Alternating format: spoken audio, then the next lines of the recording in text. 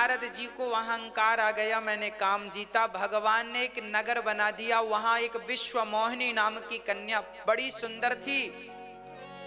नारद जी वहां उतर गए और नारद जी ने देखा उसका हाथ, तो नारद जी उनके पिता बोले विश्व मोहिनी के गुरु जी हाथ देखो लड़की का भविष्य कैसा है। नारद जी ने पकड़ा हाथ तो छोड़ने को तैयार नहीं, बोले इसका हाथ अब हमें दे दो। नारद जी अभी गाना गा रहे थे, हमने काम को जीत लिया, हमने काम को, और अब विश्व मोहिनी के चक्कर में पड़ गए। बोले हमें मिल जाए तो हम विवाह कर लें, हमारे भी घर गृहस्थी हो, बच्चे हो। सपना देखने लगे इससे शादी होगी, फिर हमारे भी बच्चे होंगे, हम गोद में खिलाएंगे। तुरंत भगवान नारायण के पास फिर रिवर्स गियर लगा के गए। अभी वहीं से आए थे ये कह के हमने काम को जीत लिया, और अब भगवान से जाकर कहते हैं प्रभु आपन रूप देहु प्रभु मोही, आप अपना रूप दे दो। भगवान ने कहा भाई कोई आटा मांगे तो समझ में आए, चावल मांगे समझ में आए, नमक मांगे समझ में आए, चाय पत्ती मांगे समझ में आए, पर कोई गुटखा तंबाकू मांगता, गुटखा भाई जरा है क्या, गुटखा मांगे तंबाकू मांगे बात समझ में आए, पर रूप मांगने आ गए। रूप कौन देता है भाई? नारद जी बोले प्रभु आप अपना रूप हमें दे दो। भगवान बोले आप इतने सुंदर हैं, काम को, क्रोध को, लोभ को जीत लिया, आपको किसी और के रूप की क्या जरूरत है?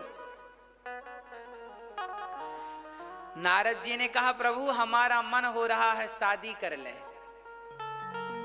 लो अभी कह रहे थे गाना गा रहे हमने काम को जीत लिया, काम को, लो और अब भी कहने लगे हमारा मन हो रहा है शादी। लो अभी तो ठहरे थे ज्ञानी और अब देखो क्या कर रहे हैं। मतलब नारद जी ना तो काम को जीते हैं, ना तो काम के वशीभूत भय हैं। वो तो भगवान जिसको जैसा जब बना दें वो व्यक्ति वैसा बन जाए, इसमें क्या कहें, हम किसको दोषी ठहराएं। नारद जी कहते हैं जेहि विधि होय नाथ हित मोरा, करहूं सुबैगि दास मैं पूरा। नारद जी ने यहाँ एक बात बढ़िया कह दी। नारद जी ने कहा हे नाथ जिस प्रकार मेरा हित हो वो काम आप कर दो, मुझे अपना रूप दे दो, आप बड़े सुंदर है ना, आप अपना रूप हमें दे दोगे तो विश्व मोहिनी हमारे गले में माला पहना देगी। फिर जैसे पहले के जमाने में होता था, लड़की कोई और दिखा दी, शादी किसी और से कर दी, लड़का कोई और दिखा दिया, शादी किसी और से कर दी, है ना, ऐसा पहले होता था। अब नारद जी सुंदर, भगवान ने अपना रूप दे दिया। कौन? अच्छा भगवान के तो 84 लाख योनियों में हर रूप भगवान का, अनेक रूप रूपाया विष्णवे प्रभु विष्णवे, हर रूप भगवान का है। तो भगवान ने अपना बंदर वाला रूप दे दिया नारद जी को। क्या बना दिया? बंदर बना दिया। ये काम के बंदर तो बने थे और बंदर और बना दिया। अब नारद जी उछल उछल के जा रहे हैं, विश्व मोहिनी माला लेके खड़ी है, तो नारद जी पहली पंक्ति में पहली लाइन में आगे बैठे हैं, इशारा कर रहे हैं मोहिनी को, और बाजू वाले बड़ी प्रशंसा कर रहे हैं। शंकर जी के 2 गण थे वहां, उन्हें दिख रहा था कि ये बंदर है, पर वो प्रसन्न, सुनो कितने सुंदर हो आप, व्यंग आप जैसा सुंदर पूरी सभा में कोई नहीं। अब तो नारद जी और आगे मुंह, अब विश्व मोहिनी की नजर पड़ी, हे भगवान हम इतने भी गए गुजरे हैं कि बंदर भालू भी आए शादी करवाने। अब विश्व मोहिनी ने उस लाइन को ही छोड़ दिया जिस लाइन में नारद जी बैठे थे। अच्छा नारद जी बंदर बन गए थे तो सारे लोग थोड़ी नारद जी को बंदर के रूप में देख रहे थे, सब तो नारद जी को नारद ही समझ रहे थे। केवल 2 लोगों को नारद जी बंदर दिख रहे थे, एक तो शिव के गण और दूसरा विश्व मोहिनी। भगवान अपने भक्तों का मजाक नहीं बनवाते समाज में, सबके सामने बंदर बना देते तो सब ना हंसते, वाह बंदर आ गया, ना ना, भगवान जानते हैं कि ये नारद जी हैं, हाँ जी बड़े भक्त हैं। अब विश्वमोहिनी दूसरी लाइन में गई। जिस पंक्ति में नारद जी बैठे हैं विश्वमोहिनी ने देखा भी नहीं, मतलब नारद जैसे भक्त जहां बैठे होते हैं तो काम की दृष्टि भी नहीं पड़ती, वहां जिस पंक्ति में संत बैठे होते हैं नारद जी दूसरी तरफ उठ गए, दूसरी तरफ गए। जब दूसरी तरफ गए तो विश्वमोहिनी ने फिर उस लाइन को छोड़ दिया। अब नारद जी आगे आगे घूमे, विश्वमोहिनी के हमें मार मुंह आगे करें अपना, माला नहीं पड़ा। अंत में भगवान नारायण प्रकट हो गए और विश्वमोहिनी ने भगवान नारायण के गले में माला पहना दिया। बोलिए लक्ष्मी नारायण भगवान की जय। अब नारद जी को बड़ा गुस्सा आया, क्या इनके विवाह कम थे? 16,108 विवाह किए और मेरा एक ही बार हो रहा था, उसको भी नहीं होने दिया। रोने लगे नारद जी। एक बार तो पसंद आई कोई लड़की, उसमें भी इन्होंने अपना विवाह कर, क्या तुम्हारे कम थे? अब नारद जी गए, गणों ने कहा सुनो जरा मुंह तो देख लो। अब नारद जी ने जब झांक कर देखा तो बंदर। अब तो नारद जी आग बबूला, बंदर बनाया हमें, अब तो देव श्राप की मारियों जाई, जगत मोरी उपहास कराई। नारद जी बोले पूरे संसार में मेरा उपहास करा दिया बंदर बनाकर, कहाँ है वो भगवान विष्णु? आज मैं जाऊंगा। तब तक भगवान रास्ते में ही मिल गए। भगवान भी कम कौतुकी हैं क्या?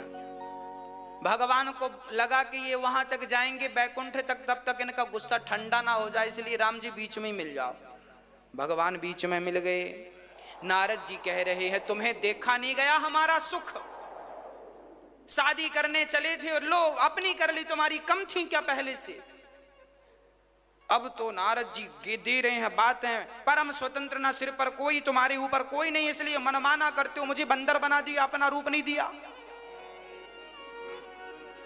अब नारद जी ने श्राप दे दिया, जाओ जैसे तुमने हमें बंदर बनाया है तुम भी अगले जन्म में बंदर भालुओं का तुम्हें सहयोग लेना पड़ेगा, बंदर तुम्हारे सहायक बनेंगे। और जैसे हम पत्नी के लिए तड़प रहे हैं तुम्हें भी अगले जन्म में पत्नी के लिए तड़पना पड़ेगा। भगवान ने कहा स्वीकार करते हैं श्राप। नारद जी ने श्राप दे दिया। अब तो श्राप मिला, तब तक नारद जी का गुस्सा ठंडा हुआ। भगवान ने माया हरण कर ली। नारद जी को ज्ञान हुआ, राम राम मैंने क्या कर दिया, हे प्रभु। नारद जी चरणों में गिर पड़े। अब चरणों में गिर के कहने लगे प्रभु मेरा श्राप मृषा हो जाए, मैं आपको श्राप नहीं देना चाहता, हे नाथ गलती हो गई, हे नाथ अपराध हो गया, ऐसा नारद जी कहने लगे। भगवान बोले कोई बात नहीं, आपने श्राप दिया है तो अब हम उस श्राप के लिए अवतार। तो एक बार नारद जी के श्राप के कारण भगवान को राम बनकर इस धरती पर अवतार लेना पड़ा। यही राम जन्म के हेतु अनेका, एक ते अधिक एक ते एका। देखिए नारद जी ने ऐसा क्यों किया, इसका एक कारण है। इसका अर्थ ये नहीं है कि कोई नारद जी को कहे कि नारद जी भी है ना, नारद जी उच्च कोटि के संत हैं, भक्त हैं।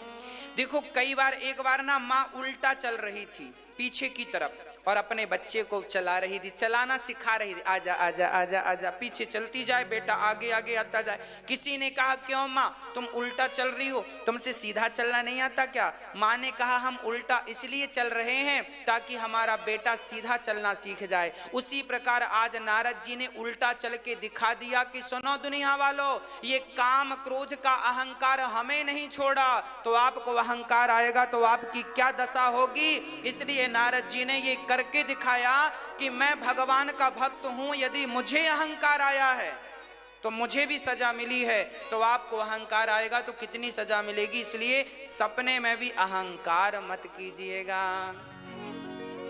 अहंकार जी का क्रोध शांत हुआ, भगवान का नाम जपने लगे। नारद जी बोले मैं इस पाप से अब कैसे मुक्त होऊंगा? तब भगवान ने कहा जपो जाओ शंकर सतनामा, भगवान शिव का नाम जपने से आपको इस पाप से मुक्ति मिल जाएगी। नारद जी नारायण नारायण कहते हुए वहां से दर्शन करके ठाकुर जी के निकल पड़े। कहने का अर्थ यह हुआ कि कोई ज्ञानी नहीं है, कोई मूर्ख नहीं है।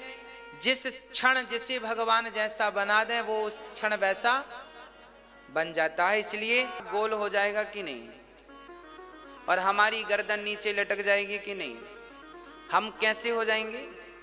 बताओ, जब आप और हम अपने पांव पकड़ के और ऐसे लटक जाएंगे तो हम किस आकार के होंगे? बोलो। गोल। और कुछ दिमाग लगाओ और बताओ, बोलो। हम ठाकुर जी के गले का हार बन जाएंगे, हाँ या ना? बन जाएंगे कि नहीं? जब हम अपने हाथ से अपना पांव पकड़ लेंगे तो वो माला में एक छोटा सा माला नीचे लटकता रहता ना, इससे ठाकुर जी ने पहन रखी है सामने, ये देखो ये माला है, माला में देखो ये सुमेरु है, तो हमारा जो गर्दन है ये सुमेरु बन जाएगा, है ना? और ये पांव पकड़ लेने से पूरा गोल हो जाएगा। तो फिर हम क्या करें? अरे हम हीरे मोती के माला क्यों चढ़ाएं? अपने आप को माला बना के ठाकुर जी के चरणों में चढ़ा दो ना, अपने आप को माला बना के। इसी को कहते हैं समर्पण। आज हमारे दिमाग में ये बात आई, आज हमने सोचा कि भगवान के चरण गले में हम स्वयं हार बन के चढ़ जाएं, उनके चरणों में चढ़ जाएं। क्या माला चढ़ाते हो पुष्पों की, अपने आप को माला के आकार का, ईश्वर ने तुम्हें माला के आकार का बनाया है, गोल हो जाओ तो चढ़ जाओ ठाकुर जी के चरणों में। भगवान को वस्तुएं ना चढ़ाओ, भगवान को अपने आप को चढ़ाने का प्रयास करो, समर्पण करने का प्रयास करो। जब तक हम समर्पण की भावना लेकर नहीं चलेंगे तब तक हमारी भक्ति सफल नहीं होगी। कितनी भी भक्ति हम कर लें, पर जब तक समर्पण का भाव नहीं आएगा तब तक गति नहीं। समर्पण क्या है? समर्पण का अर्थ होता है मैं भगवान का हो गया, अब तो मैं अपना रहा नहीं, तो फिर मैं भोजन करूंगा, तो फिर भोजन कौन करेगा? फिर मैं नहीं करूंगा, फिर भोजन भगवान करेंगे। समर्पण यह है कि जैसे स्त्री श्रृंगार करती है तो किसके लिए? हाँ, पति के लिए। जैसे एक स्त्री श्रृंगार करती है तो सिर्फ अपने पति के लिए, उसी प्रकार जब भक्त भोजन करता है तो वो अपना पेट भरने के लिए नहीं। प्रभु आप मेरे भीतर बैठे हो ना, तो आप भूखे होंगे तो आपका पेट भर जाए, इसलिए हम भोजन करते हैं। इस भाव से हमें भोजन करना चाहिए। श्रृंगार भगवान के लिए हो, भोजन स्नान हम इसलिए ना करें कि हमें नहाने का मन हो रहा हम नहाए, ना ना ना। स्नान इसलिए करना चाहिए क्योंकि हमारे भीतर भगवान बैठे हैं और अब उनको हम स्नान कराएं। तो चलो हम स्नान कर लेंगे। तो ठाकुर जी स्नान, जैसे गर्भवती माँ खाती है तो बच्चे का पेट अपने आप भर जाता है ना, उसी प्रकार आप खाएं तो भगवान का पेट भर जाए। इस भाव से जीवन जियो कि भगवान हमारे भीतर विद्यमान हैं और हम जो भी कर रहे हैं उनकी सेवा कर रहे हैं।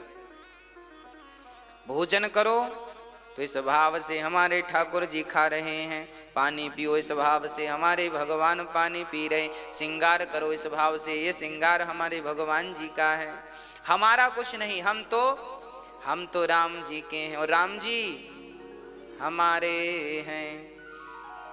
अब सौंप दिया इस जीवन का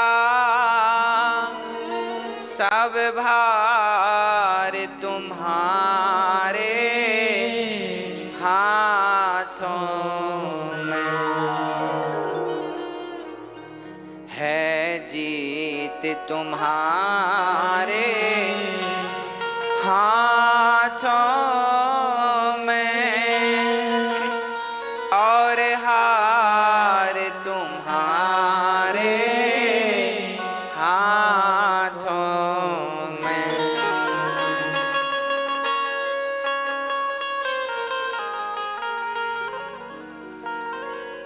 मेरा निश्चय बस एक यही, एक बार तुम्हें पा जाऊं अर्पण कर दूं दुनिया भर का सब प्यार तुम्हारे हाथों में। सब कुछ भगवान को अर्पण करने का भाव हो। जैसे गंगा मैया दौड़ती है ना, तो इसलिए दौड़ती हैं कि वो समुद्र को, गंगा जी से किसी ने कहा अरे थोड़ा विश्राम कर लो, क्या भागी जा रही हो?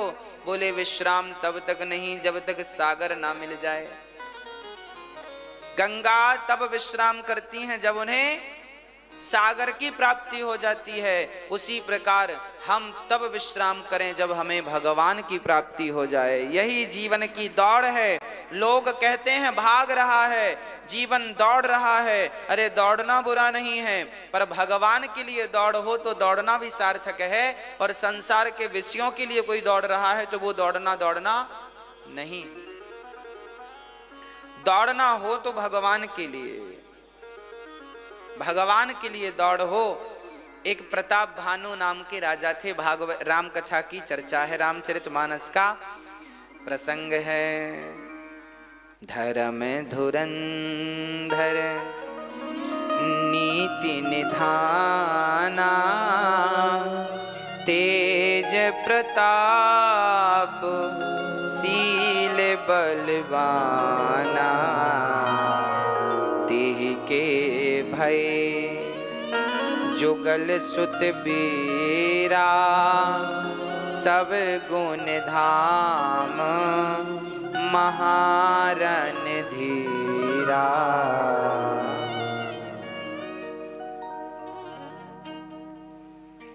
कहने का तात्पर्य यह है, रामचरितमानस में गोस्वामी तुलसीदास जी अब लिख रहे हैं कि अब रावण के जन्म का, देखिए राम जन्म बाद में होगा, पहले रावण जन्म होगा। राम अवतार बाद में होगा, पहले रावण अवतार होगा। क्यों पहले रावण की कथा क्यों लिखी गोस्वामी जी ने? क्योंकि बेचारा रावण ना होता तो राम ना होते।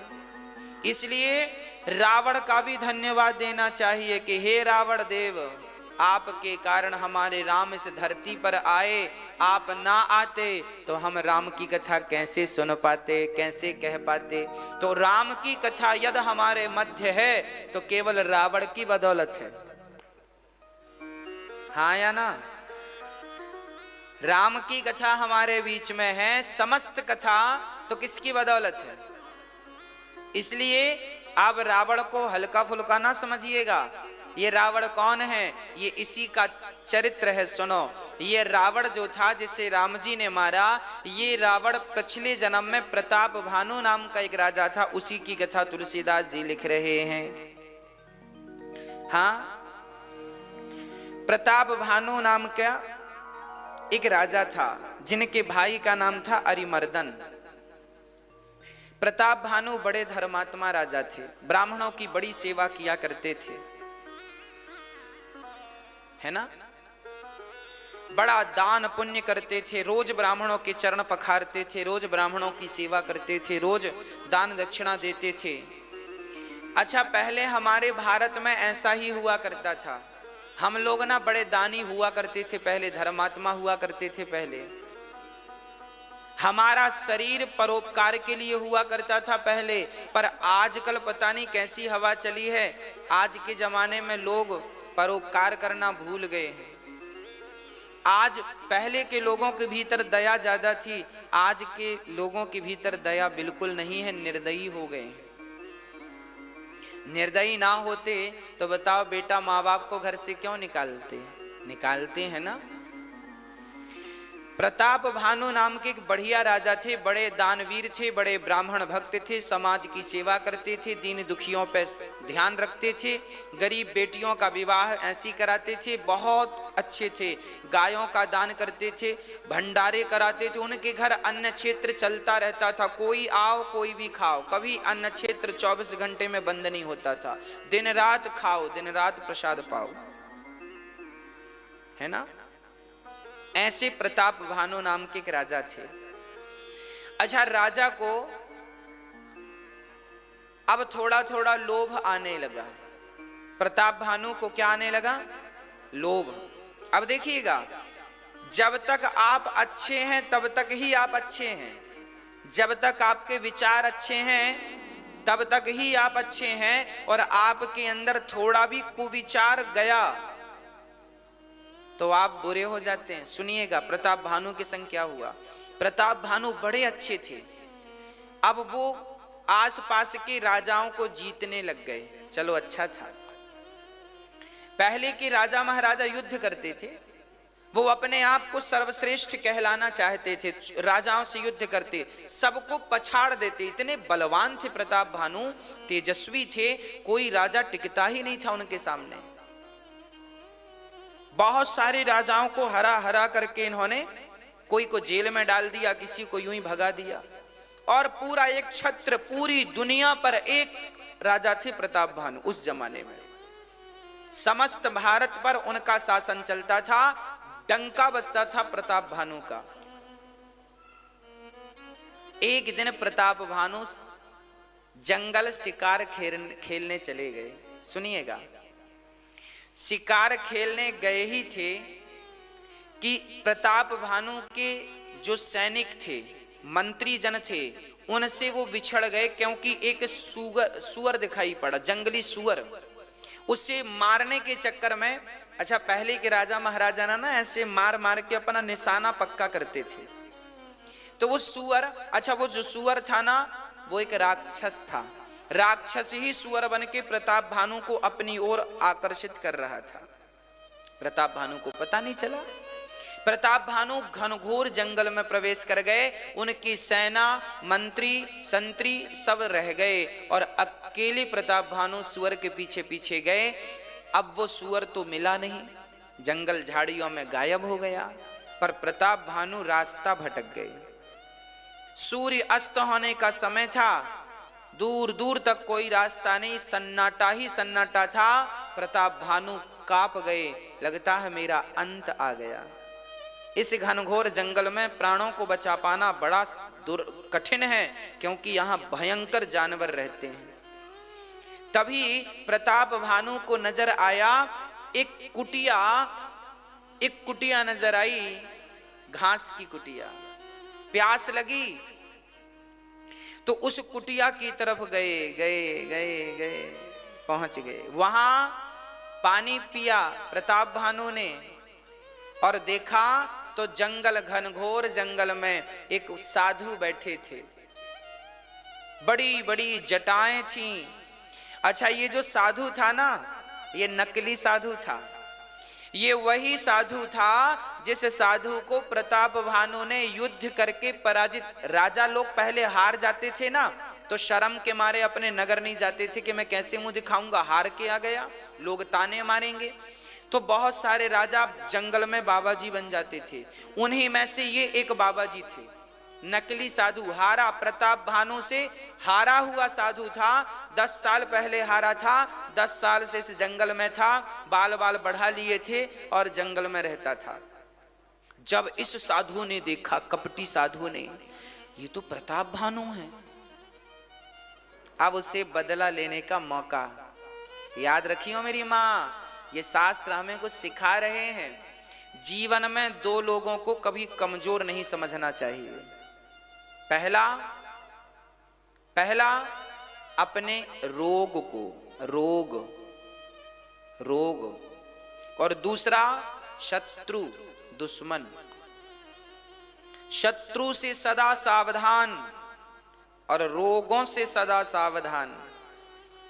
रोग पिछले महीने हुआ था, अब ठीक हो गया है, फिर भी सावधान रहना, फिर से पनप सकता है। इसलिए उसे समूल जड़ से नष्ट करने का प्रयास करना चाहिए। इसलिए शास्त्र सावधान करते हैं, बिल्कुल सावधान। अपने शरीर का भी हाल चाल देखते रहो, कहाँ क्या गड़बड़ हो रहा है, किस अंग में प्रॉब्लम चल रही है, तुरंत डॉक्टर को दिखाओ, तुरंत उसका इलाज कराओ, देर ना करो। पहले के लोग बड़े आलसी होते थे, बुखार आज चढ़ी है, चलो कल तक उतर जाएगी, कल भी नहीं उतरी, चलो परसों उतर जाएगी, अब चलो 5 दिन हो गए, अब डॉक्टर को दिखाते हैं। जब तक दिखाए तब तक बहुत काम बिगड़ गया। रोग को हल्के में ना लो, तुरंत इलाज करो। शरीर में कोई भी बीमारी है तुरंत डॉक्टर से परामर्श करो, उचित डॉक्टर से मिलो, अच्छे डॉक्टर से। दुश्मन देखो बैठा था प्रताप भानु का इंतजार करने जंगल में, और संयोग देखिए गोस्वामी जी तो दोहा लिख रहे हैं, तुलसी जसी भवितव्यता तैसी मिलय सहाय, आपुन आवय ताहि पहीं ताहि तहां ले जाय। अभी मैं इसका अर्थ आगे करूंगा। जब प्रताप भानु वहां गए तो वो साधु कपटी पहचान गया, पर प्रताप भानु ना पहचान पाए कि ये वो कपटी साधु है।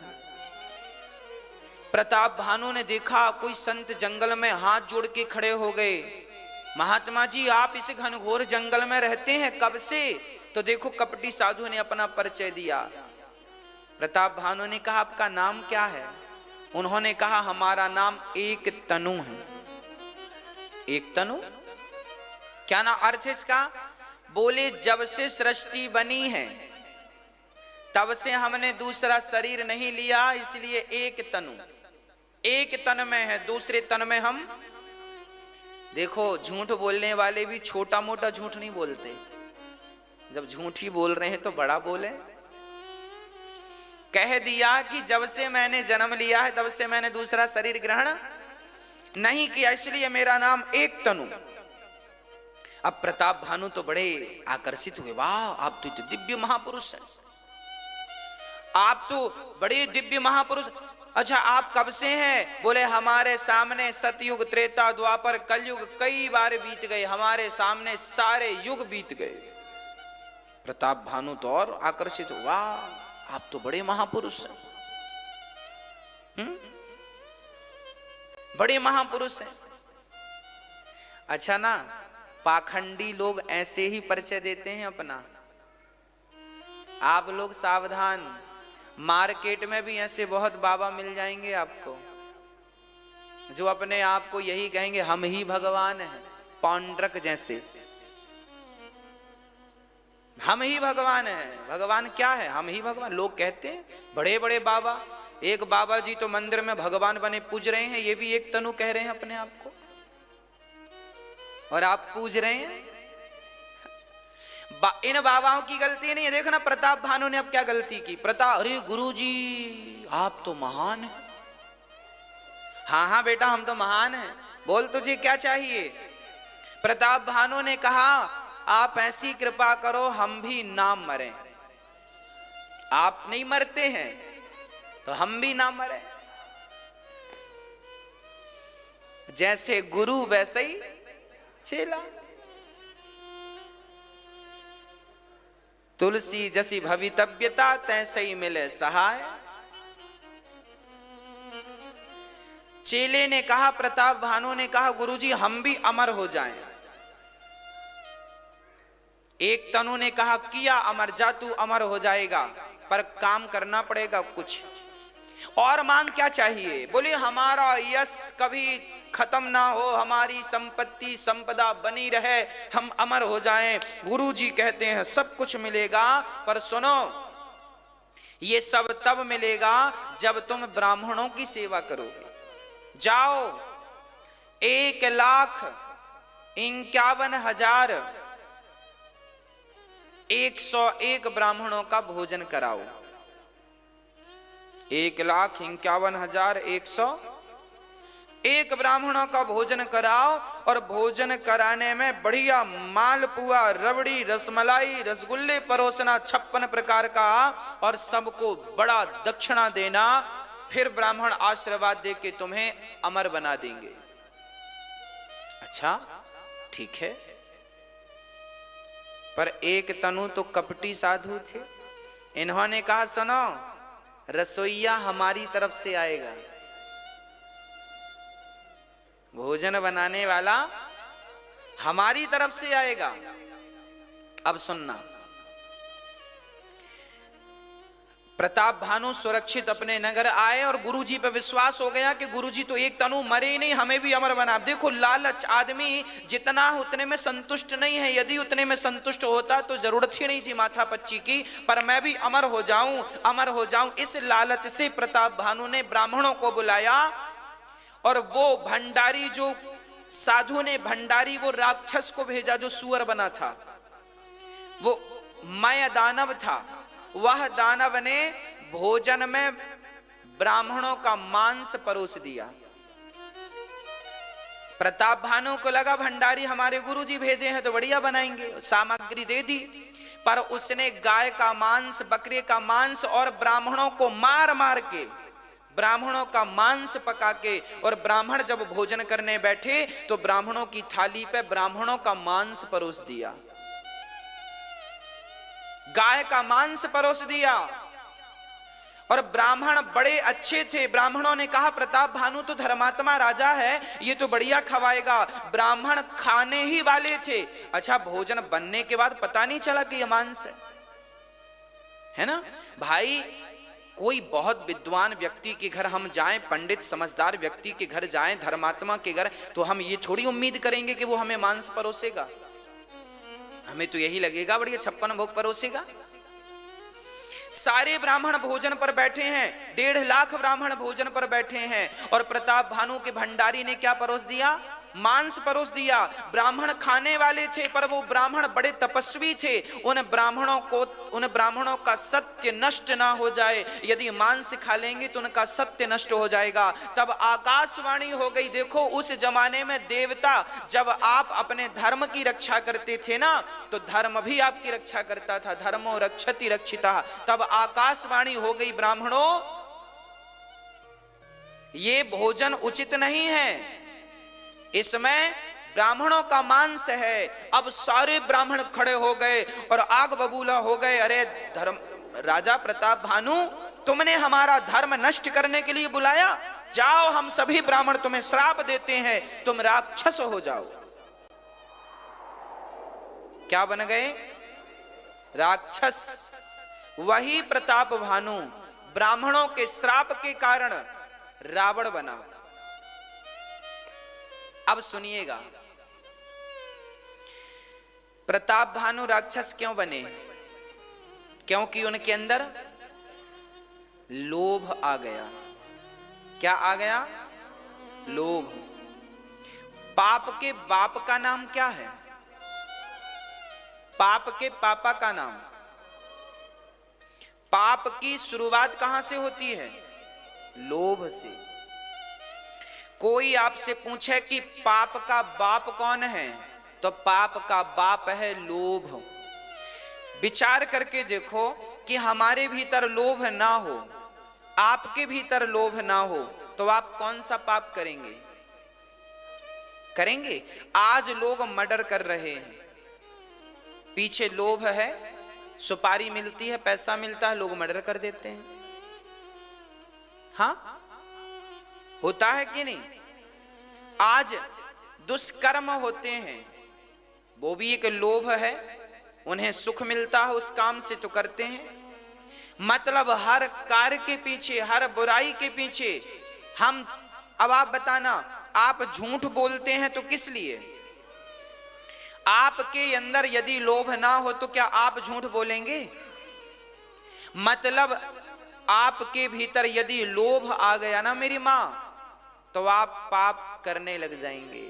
यदि पाप को मिटाना है तो पाप को मत मिटाओ, अपने लोभ को मिटा दो, पाप अपने आप मिट जाएगा। पाप का तो कोई अस्तित्व ही नहीं है। पाप की मूल तो लोभ है, लोभ मिटा दो, खत्म। एक बहुत बड़े पंडित जी थे, काशी से पढ़ करके अपने गांव लौट रहे थे। चलते चलते चलते चलते थक गए। पहले के लोग लगभग पैदल ही चलते थे या बैलगाड़ी से। एक ब्राह्मण बालक काशी में पढ़कर बड़ा विद्वान होकर के अपने पिता के घर चला, गांव चला, तो रास्ते में थकावट लगी तो बैठ गया। एक सुंदर सा घर दिखाई पड़ा, पानी मांगा, भैया पानी मिलेगा। एक सुंदर सी महिला अंदर से आई, गिलास में पानी लाई और वो पानी से भरा गिलास ब्राह्मण ने पिया। और जब पानी पिया तो पंडित जी ने पूछा, ये घर किसका है? बोले वैश्या का घर है। पंडित जी ने पूरा पानी बाहर करने का प्रयास, ए बाहर निकल, वैश्या का पानी पी लिया मैंने। वैश्या बोली, पंडित जी अब पानी बाहर नहीं आएगा, अब आप पी लिए हैं तो पी लीजिए। पंडित जी बोले, वैश्या बोली, बैठ लो, गर्मी बहुत है, 5-10 मिनट रेस्ट कर लो, चले जाना। पंडित जी बोले, तुम्हारे पानी पिला दिया, हमको बताना ना चाहिए था कि ये वैश्या का घर है। तुम वैश्या हो? हाँ हम वैश्या हैं। अरे राम राम राम। पंडित जी बोले, अब हमें 100 माला जपना पड़ेगा, तब तुम्हारे पाप से हमें मुक्ति मिलेगी, तुम्हारा पानी पी लिया हमने। वैश्या बोली, गुरुजी थोड़ा सा भोजन भी कर लो। अरे राम राम राम राम राम, तेरे घर भोजन करेंगे? वैश्या के घर खाएंगे क्या हम? हमारा धर्म नष्ट करना चाहती हो क्या? हम ब्राह्मण हैं, तुम्हारे यहां नहीं खाएंगे। तुम गलत तरीके से पैसा कमाती हो, हम तुम्हारा पैसा स्वीकार नहीं करते। तब तक वो वैश्या एक सोने की मोहर लेके आई। बोले, पंडित जी पैदल कब तक जाओगे? पैसे वैसे हैं? पंडित जी ने कहा, पैसे तो नहीं है। सुनो, ये मोहर रख लो, और यदि आप हमारे घर केवल 1 रोटी खाएंगे ना, तो हम आपको 2 मोहर देंगे। पंडित जी बोले, विचार करे, अच्छा ठीक है ठीक है ठीक। पंडित जी ने कहा, 2 मोहर मिलेंगी, मोहर सोने की। वैश्या ने भी कहा, पैदल जाओगे, मोहर होंगी तो भाई रिक्शे से चले जाओगे, तांगा वांगा चलते थे उस जमाने में, पैसे होंगे तो तांगा मिलेगा, नहीं तो पैदल चलो।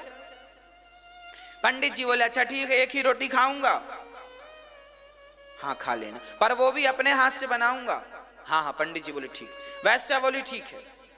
वैश्या ने आटा, चूल्हा, बर्तन सब दे दिए। पंडित जी ने आटा लगाए और रोटी लगाने।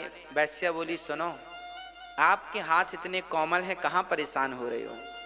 मैं आपको 5 मोहरें दूंगी यदि आप मुझे अवसर देंगे रोटी बनाने का। पंडित जी ने कहा, 5 2 7, जल्दी पहुंच जाऊंगा, काम। वैश्या ने कहा, तुमने कपड़े बड़े फटे पहन रखे हैं, अरे धोती वोती खरीदना, कुर्ता उर्ता बढ़िया ले लेना, 2 पैसे रहेंगे, बुराई क्या है? और तुम तो कह रहे हो कि 200 माला जपोगे तो तुम्हारा पाप, तो खाने का 1000 माला जप लेना, पाप खत्म। पंडित जी बोले, बात ठीक कह रही हो, ठीक है, अच्छा तुम बना दो। वैश्या रोटी बनाने लगी, पंडित जी टुकुर टुकुर देख रहे हैं। अब जब रोटी बनी तो वैश्या ने कहा, सुनो, हम अपने हाथ से खिला दें? पंडित जी बोले, ना, तेरे हाथ से नहीं खाएंगे हम। खा लो, जीव हैं तो क्या हुआ? अमेरिका, जापान, पेरिस से भारत की कोई तुलना नहीं है। हम भले गरीब लोग हैं हमारे भारत के, पर हम लोग गरीब हैं तो क्या हुआ? धर्मात्मा है। हम अपने धर्म पर अडिग रहने वाले लोग हैं, हम धर्म का त्याग करने वाले नहीं हैं। कभी भी अपने धर्म का त्याग ना करो। धर्मो रक्षति रक्षिता। तो कहने का अर्थ यह हुआ कि सारे पापों का मूल कारण है केवल रावण का सर्वनाश हुआ। उसके सर्वनाश का मूल कारण क्या था? सीता को चुराया, मतलब लोभ था। हाँ या ना? किसी का भी चरित्र उठाकर देख लो, जिन जिनका समूल नष्ट हो गया उनके पीछे उनका मात्र लोभ था। इसलिए लोभ ना करना, जितना विधाता दे दें उतना रखो और ईमानदारी से रखो, ईमानदारी से कमाओ, बेईमानी नहीं। गलत नहीं, ईमानदारी से। आपका वही है जो आपको ईमानदारी से मिल गया है, वो आपका नहीं है। ठीक है जी। इसलिए धर्मो रक्षति रक्षिता। प्रिय भक्तों, प्रताप भानु को श्राप इसलिए मिल गया क्योंकि उन्हें अमर होने का लोभ आ गया। अरे अमर होने का लोभ नहीं आता तो सब ठीक ठाक चल रहा था। इसलिए मेरी मां, आप भी ज्यादा लोभ ना किया करो, आप भी ज्यादा लोभ ना किया करो। जितना मिल जाए भगवत कृपा मान लेना चाहिए। अति कभी मत करना बंदे, इति तेरी हो जाएगी। बिन पंखों के पक्षी जैसी गति तेरी हो जाएगी। अति सुंदर थी सीता मैया, जिसके कारण हरण हुआ। अति अभिमानी था वो रावण, जिसके कारण मरण हुआ।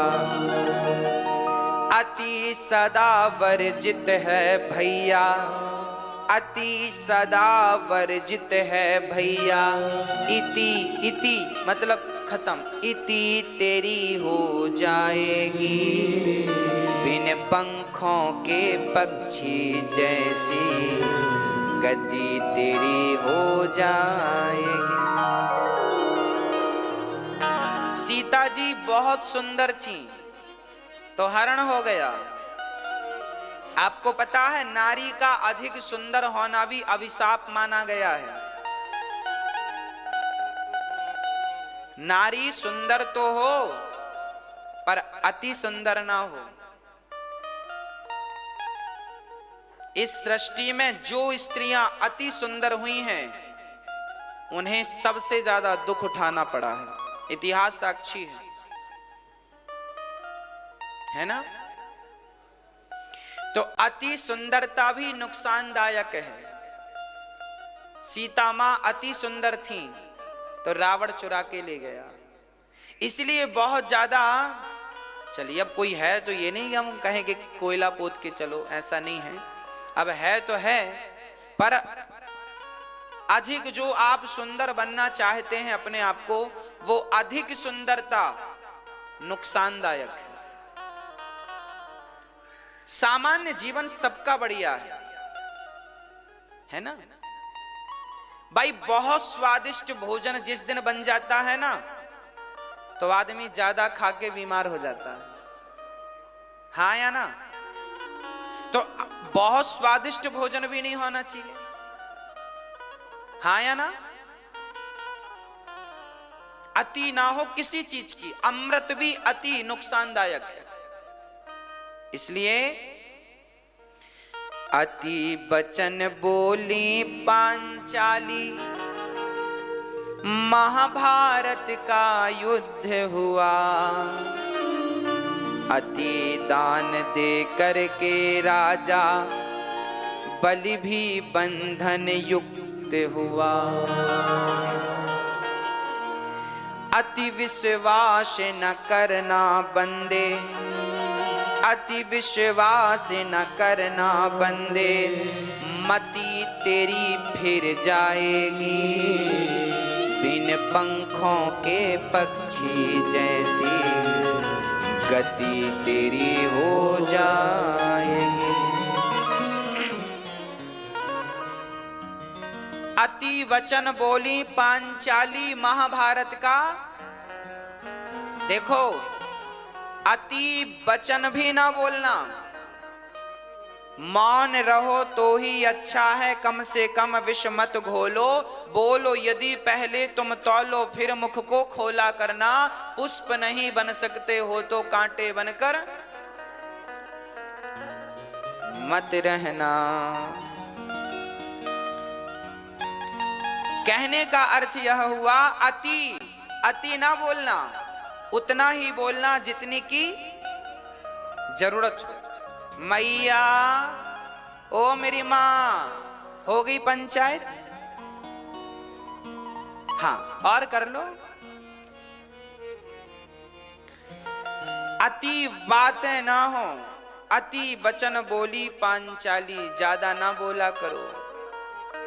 हमारी माताएं कुछ भी बोल देती हैं अपनी बहू से, हमसे नहीं। तेरे बाप ने ये सिखाया है क्या, तेरी माँ ने ये सिखाया। हमारी माताएं बात बात में ताने बड़ा मारती हैं और सीधे माँ बाप पर जाती हैं, और यही फिर बुढ़ापे में तुम्हें दुखदाई बनता है। अच्छा मार लो ताने, बहू भी सो आएगा बुढ़िया का बुढ़ापा, तब देखेंगे। जाओगी कहां? फिर वो याद दिलाती है ब्याज सहित सारे ताने, है ना। इसलिए ताने आने ना मारा करो किसी को, सामान्य जीवन जिया करो। गलतियां सबसे होती हैं, मेरे से भी आपसे भी। बेटी की तरह बहू को रखो, माँ की तरह सास को रखो, और प्यार से। सबसे गलतियां होती हैं, स्वीकार करो और सुधार करो, खत्म बात। यहां ये भी लिखा है अति दान ना करना। जितनी ताकत हो, जितनी इच्छा हो, जितने में प्रसन्नता हो, उतना दान करना। औकात से ज्यादा दान ना कर देना।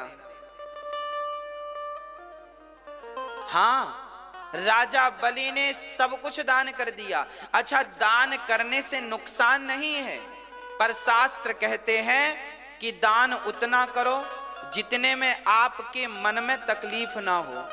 उदाहरण से समझते हैं, आपके पास 500 रुपए हैं और आपने पूरे 500 रुपए दान कर दिए, तो फिर किराया रिक्शे वाले को क्या दोगे?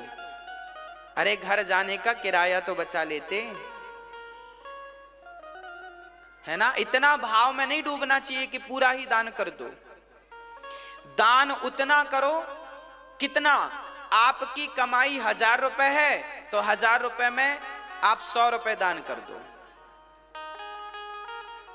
आपकी कमाई 10,000 है तो 1000 दान कर दो, है ना। ईश्वर ने यदि दान देने के योग, आप 20,000 देने के लायक हैं तो 20,000 दान करिए। अब ऐसा ना हो आपके खाते में 50,000 पड़े हैं और आपने पूरी 50,000 दान कर दिए, ना, गलत हो जाएगा। कल को आपको जरूरत पड़ गई तो कहां हाथ पसारोगे?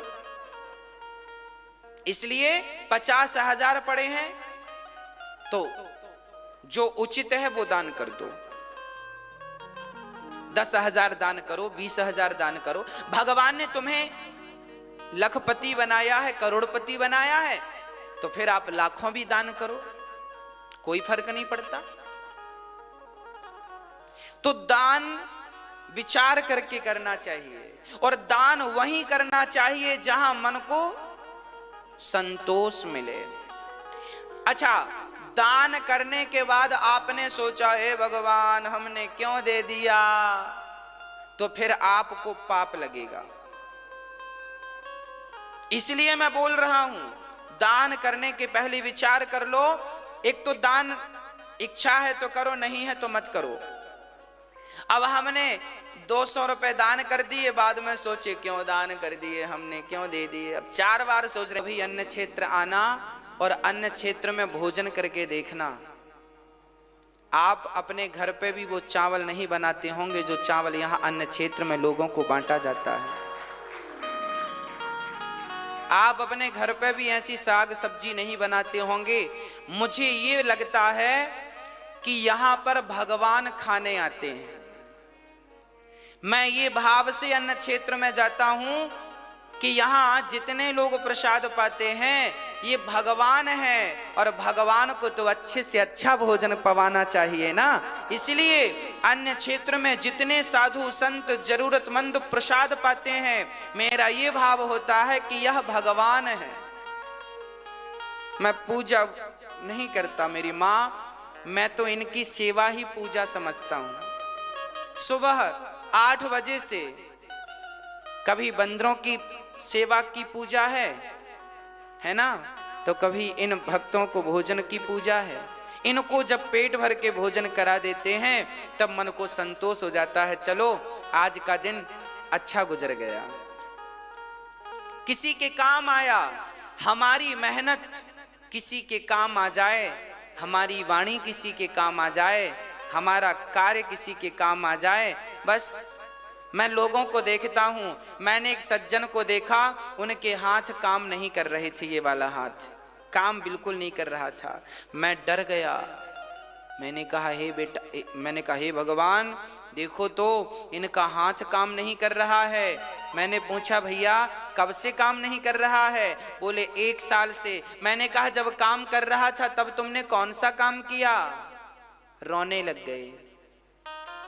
जब काम कर रहा था ना ये हाथ, तब किसी को इस हाथ से रोटी नहीं दी।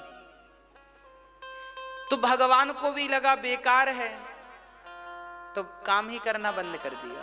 तो मैं निवेदन करता हूं कि जब तक हमारी ये उंगलियां, हमारा ये हाथ काम कर रहा है ना, तब तक अपने हाथ से सेवा कर लो, माँओं के चरण दबा लो, माँओं की सेवा कर लो।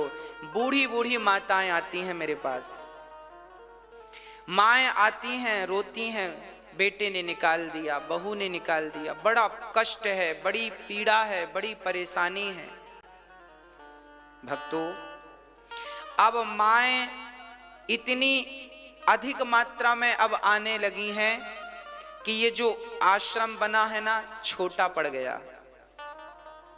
इसलिए मैं आपसे हाथ जोड़ के निवेदन करता हूं कि आपका इतना सा सहयोग किसी माँ को रहने की सुविधा देगा, किसी माँ को भोजन की व्यवस्था देगा, एक दूसरा आश्रम और बड़ा इससे कई गुना बनेगा, जहाँ पर वृद्ध माएँ बहुत सुकून से रहेंगी और पिताजन भी रहेंगे, और एक हॉस्पिटल भी बनेगा जहाँ सबकी निःशुल्क दवाई होगी।